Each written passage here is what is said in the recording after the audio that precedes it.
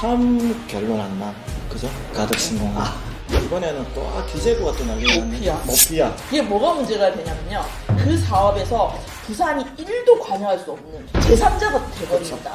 굉장히 좀 시간이 없어요. 왜냐면 내년에 바로 신공건설공단이 구성이 돼야만이 29년 말에 착공이 돼야 30년에 우리가 2030 엑스포를 할 수 있거든요. 근데 문제는 뭐냐면 인천 시내 인천 시민들은 인천국제공항공사로 인한 이익이 1도 없어요. 여기에 우리가 충분한 혜택을 받아야 된다는 것들이 지방 자치를 하는 이유가 뭐겠어요? 그러니까 기재부는 자기가 다 하겠다는 게 법적 논리거든요. 요만큼은 기재부가 좀 자기 할 수 있다는 오만해서 좀 내놓을 필요가 분명히 있어요. 전봉민 의원님께서 이 부분에 너무 진짜 관심이 없어요. 수영구의 미래에 대해서 진지한 고민을 하시나? 사실 공부를 안 해도 늘 대장을 해볼 수 있으니까 할 필요 없는 거야. 공부하는 데단 할 생각 절대 해서는 안 된다. 니 아직도 모르나? 부산, 경남, 휴대폰, 인터넷 치대 지원, 통신생활 아이가 1522-1784 바로 전해봐라. 통신의 모든 것 슬기로운 통신생활. 네, 안녕하세요. 쌤TV 부산 바꿔야 바뀐다. 네, 김대규 PD입니다. 저번 주에 오염수 부산 경남에 미치는 영향. 부산시장님 왜 가만히 있으시냐. 또 삭발하시라. 지역 국회의원들 뭐하고 있냐. 지금 난리가 났습니다. 그냥 시민들은 불불 끓고 있는데 지금 위정자들은 누굴 눈치를 보는 건지, 그래서 지금 그 부분은 제가 또 다음 시간에도 한 번 더 다루도록 하겠습니다. 그것만큼 오늘 또 중요한 게 있습니다. 참 결론 안 나. 그죠? 가덕 신공항. 이번에는 또 기재부가 또 난리가 났네. 모피아. 기재부 진짜 그죠? 모피아. 변호사님이 이 모피아들 좀 이야기 좀 해주세요. 왜 칼을 뽑을까요? 완전 뽑아야 돼. 이거는 완전 뽑아야 돼. 기재부는 칼 뽑아야 돼. 네. 노무현 대통령 때부터 시작한 부산을 살리기 위한 프로젝트의 가장 큰 축이자 저희에게 해결해야 될 숙제입니다. 이렇게 무사히 모두가 진행될 줄만 또 알았죠. 그런데 어느덧 그 모피아 기재부에서 거대한 프로젝트를 하려면 인력들이 있어야 되잖아요. 그러면 전문 인력들이 있으려면 그 전문 인력들을 어떻게 수급해 오느냐의 문제가 있을 거 아니에요? 그럼 그게 보통은 공단을 설립합니다. 가덕도 신공항을 관리할 수 있는 공단을 설립해서 인력들을 모으고 거기에 지혜를 모아서 그 공단에서 공항을 건설하는 거거든요. 그런데 기재부에서 이걸 틀어막은 거예요. 그게 뭐가 문제가 되냐면요. 공단이 설립되지 않고 차출해 와 버려서 한국항공공사가 집행을 하게 되면 결국은 나중에 운영권도 한국항공공사가 가지고 가는 거예요. 그러면 거기에 나오는 모든 수익이 그냥 그 공사로 빨려 들어갑니다. 그 사업에서 부산이 1도 관여할 수 없는 그런 제3자가 돼버립니다. 미래가 잘 안 보이면 각을 볼 수가 있어요. 어떤 과정을 겪어가지고 어떤 어려움이 있을 때 어떤 지혜들이 필요한가, 좀 우리 힘으로 안 될 때 같이 좀 연대를 할 필요가 있어요. 그 당시에 민주당에서 5명 국회의원 되고 제가 따라 6명에서 상이 좀 안 풀렸어요. 그래서 박재 의원이 내한테 좀 긴급히 요청이 들어왔더라고. 내보고 좀 대정부질을 좀 해달라고 하더라고. 그래서 내가 하면서 그 송영길 인천 그 당시 시장한테 부탁을 좀 드렸거든요. 같이 좀 공부를 하자. 그러면서 제가 대정부질을 1학년 그때 당시 총리한테 좀 강하게 좀 했어요. 이 문제를 관점을 좀 이동 좀 시켜라. 여론이 안 좋다 관점보다는 필요성을 좀 제기해라. 그런 관점 전하는지 요청을 했는데 지금 딱 마찬가지예요. 우리 당 쪽에서 제인 오고 저 당 쪽에서 이영성 씨가 특별법에 지금 상도 관찰을 하고 있거든요. 정말 좋아요. 그 앞에는 국토부가 계속 딴지를 걸었어요. 지금 이제 기재부가 효율성 논리를 이야기하고 있거든요. 본인이 그 이중투자를 할 수 없다는 거예요. 지금 인력 가지고 하자. 그런데 이야기가 안 되는 게 두 가지 때문에 안 되는 거예요. 왜냐하면 인류에 대한 것들을 공사를 하려면 전문적 기술이 있어야 되고 또 바다에 있는 것들을 다 세워야 되기 때문에 전문가들이 들어와야 되거든요. 전문가 집단이 돼야 되는데 이럴 때 딱 하나 연대할 수 있는 것이 우리 당과 통민인과의 통큰 연대가 필요하다. 우리는 3분밖에 없잖아요, 민주당에는. 그래서 15명에 대한 국힘의 힘들이 있기 때문에 좀 연대를 해가지고 기재부에 강하게 간담회를 하다든지 요청을 해가지고 굉장히 좀 시간이 없어요. 왜냐면 내년에 바로 신공건설공단이 구성이 돼야만이 29년 말에 착공이 돼야 30년에 우리가 2030 엑스포를 할 수 있거든요. 공단 그 건설 부분에 있어서는 사실 부산에서는 여야는 없어요. 지금 보면은 뭐 부산시장님도 똑같이 이야기하시잖아요. 공단이 세워지지 않으면 절대 불가능이다. 2029년 개항은 불가능하다. 왜냐면 전문 인력들이 없는 거고. 그리고 기재부 논리가 말이 안 되는 게 전문 인력이 많은데 왜 하나 세우느냐.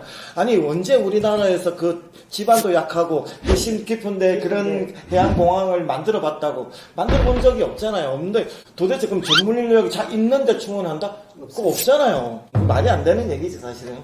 처음에는 한국공항공사가 인천국제공항을 설계를 합니다. 아마 4년경일 겁니다. 한국공항공사에서 떨어져 나옵니다.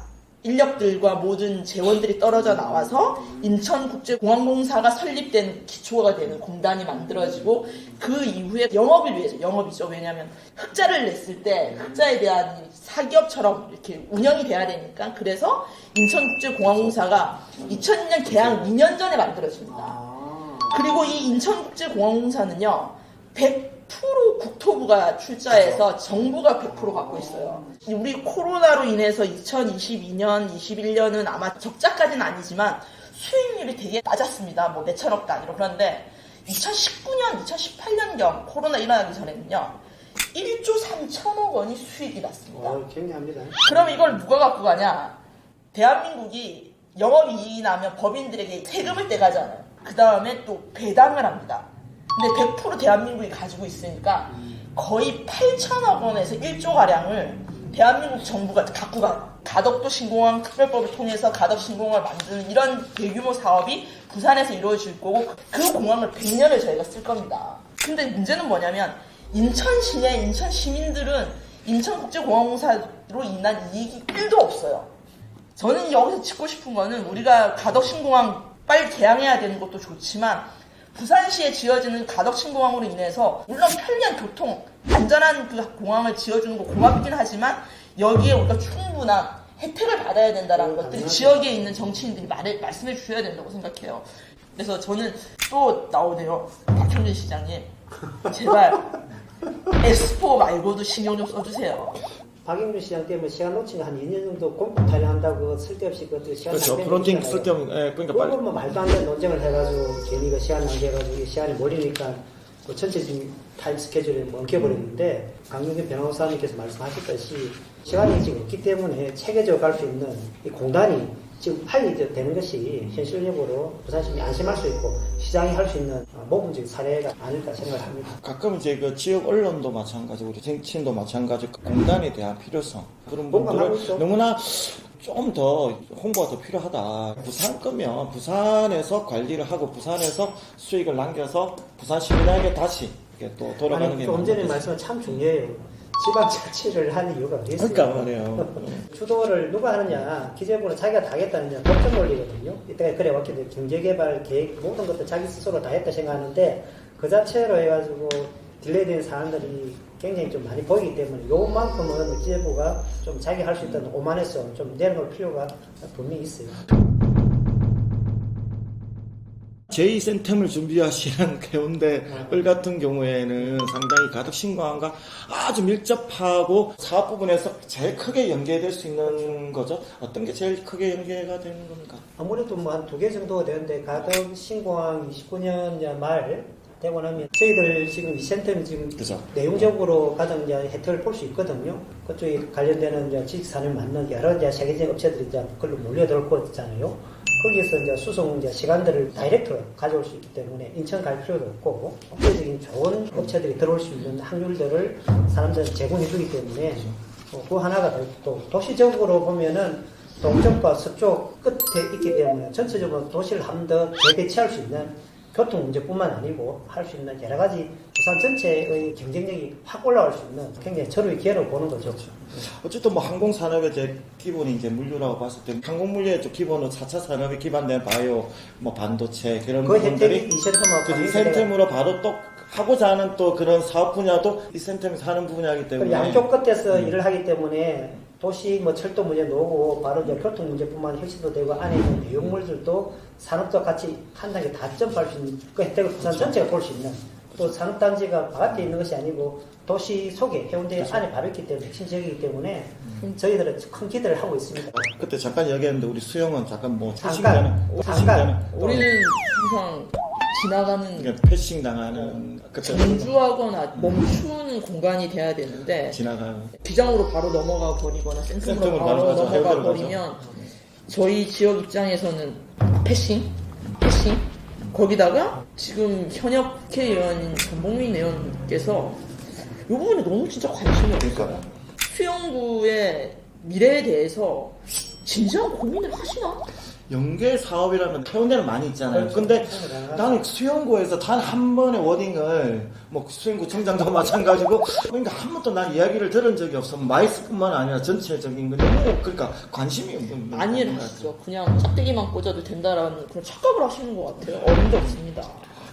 그럼 거기에 대한 부분들에 어떤 것들이 연계될 수 있을까요, 수영구는? 요새 해운대보다 광안리가 더 잘 나가는 거 아시죠? 광안리가 더 잘 나가는 거 아시죠? 특히 청년들이 좋아하지.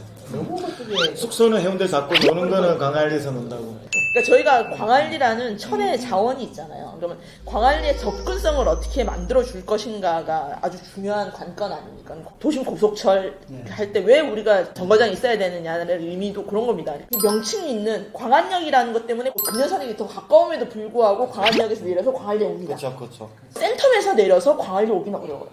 그러면 이제 해운대는 좋아지겠죠. 만약에 그 도심철도가 센텀으로 선다면 다시 또 힘들게 오기는 어렵잖아요. 그래서 그런 면에서 우리가 정치권에서 조금 더 관심을 가지고 광안리가 좀 활성화되는 방향에서는 필요한 거라고 생각이 들고 그 도심 철도뿐만 아니라 다 모든 면에서 많이 패시 그게 뭐냐 정치적 구조인 것 같아요. 연관된 그런 뭐 노선이라든지 이런 것들 계속 지금 기본안들이 나오고 있는데 이 수영을 거친다는 건 내가 거의 못 본 것 같아요. 그 보통 정치인들 억지로라도 땡겨 올려고 하잖아요. 그러니까 왜 관심이 없으니까 관심이 아니, 없으니까. 자기의 힘을 발휘해서. 아니 그게 왜 그러냐면 이제 공부를 안 해서 그래요. 맞아요. 정치인이라든지 리더는 문제의식을 가지고 있으니까 이 오버랩 이야기했던 그 물 문제뿐만 아니라 담요 문제, 투기 문제 이 모든 문제도 사실 문제의식을 가지고 사안을 바라봐야 되는데 수영도 마찬가지잖아요. 저렇게 세상은 일이 변하고 있는데 그 지도자가 그 본질을 알았다면 아 내 지역이 어떻게 이걸 가지고 연결하겠다는 걸 공부를 해야 돼요. 그 평상시에 공부를 안 해도 늘 대장을 해볼 수 있으니까 할 필요 없는 거야. 특히 구청장, 국회의원, 시장 이 세 분은 공부하는 다음에 할 생각을 절대 해서는 안 된다. 그런 생각을 해보는 거죠. 오늘은 가덕신공항은 반드시 지금 있어야 되는 공단 이야기도 했고 그 다음에 연계돼야 되는 사업에 대해서 전혀 무관심한 이 정치권에 대해서 좀 이야기를 좀 나눴던 것 같아요. 부산! 바꿔야! 바뀐다! 지금 가덕도 신공항의 발목을 잡고 있는 건 바로 이 순간에는 기재부입니다. 그러면 우리 시장님과 여야 정치권에서 기재부를 역사를 잡고 가든 설득을 해야겠죠. 역사를 잡고 가면 안 되고.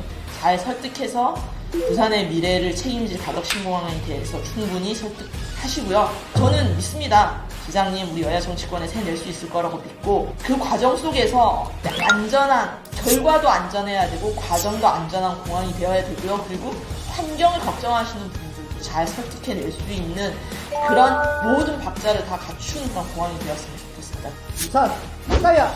바뀐다! 함께 건설했으면 함께 또 돈을 더 나눠야 될 생각입니다. 어렵게 부산까지 신공항에 왔기 때문에 부산 시민들이 피쳐야 돼서 마지막 공단 설립뿐만 아니라 이후에도 같이 혜택을 고루 평등하게 나눌 수 있는 그런 구조를 위해서 저도 힘껏 노력하겠습니다. 부산 시장님 같이 해봅시다. 부산 바꿔야 바뀐다.